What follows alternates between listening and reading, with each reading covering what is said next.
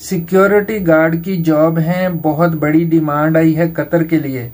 जो कतर जाने की ख्वाहिश रखते हैं रावलपिंडी एजेंसी में फौरन कांटेक्ट करें। उनका नंबर है 0345-744-8451। गजम्फर नाम है इनका। रावलपिंडी एजेंसी में राब्ता करें। रावलपिंडी एजेंसी का बहुत ज्यादा पूछा जा रहा था मुझसे, भाई रावलपिंडी वालों का बताएं, तो रावलपिंडी एजेंसी में राब्ता करें। सिक्योरिटी गार्ड की जॉब है और बेसिक सैलरी 1000 रियाल कतरी रियाल और प्लस 300 रियाल प्लस 450 रियाल फिक्स इनका ओवर टाइम होगा, यानी टोटल 1750 रियाल इनकी सैलरी होगी।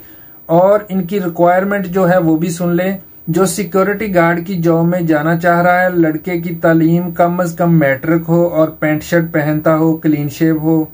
इसके अलावा इंग्लिश बोलचाल जानता हो, इंग्लिश में बात करना जानता हो। 6 और 7 फरवरी को इंटरव्यू है रावलपिंडी एजेंसी में। नंबर फिर से रिपीट कर रहा हूँ 0345-744-8451।